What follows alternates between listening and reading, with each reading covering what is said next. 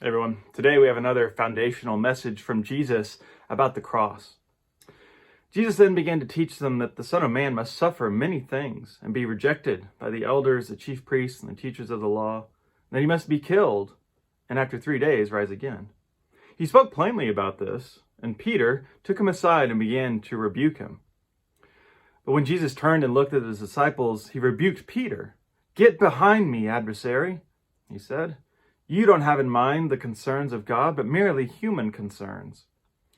Then he called the crowd to him with his disciples and said, "Whoever wants to be my disciple must deny themselves and take up their cross and follow me. Whoever wants to save their life will lose it.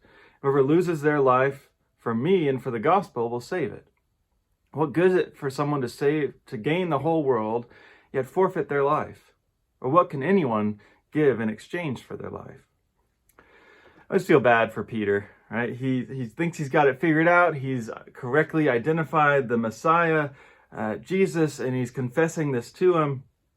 But then Jesus, this Messiah, who's supposed to become king and make Israel great again, we start saying that he's actually going to be rejected and killed, right? That's not the game plan. That's not what a Messiah does. How can you kill the Romans and become our king if you're dead, Jesus? Well, so he's thinking, I got to remind Jesus what his real mission here is supposed to be, which then leads to his newly identified Messiah calling him Satan, her adversary.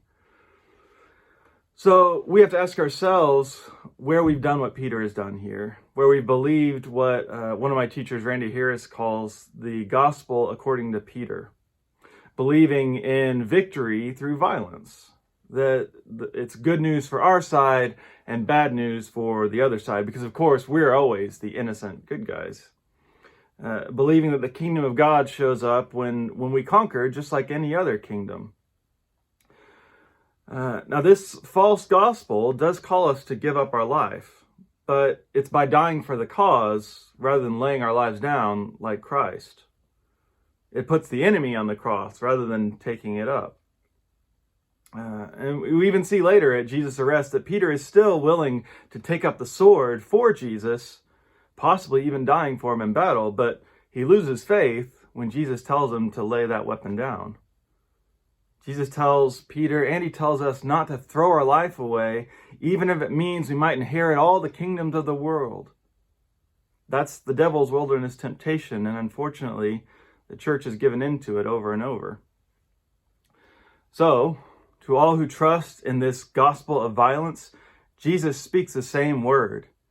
"Get in line behind me, you adversaries. Concern yourself with the way of God. Lay down your weapons, take up your cross, and follow me." It's a hard message, but it's not all of the message. Peter missed the last part, and hopefully we don't too. That if we are willing to do this, if we're willing to follow this path of suffering, of self-denial, that is when God will raise us up.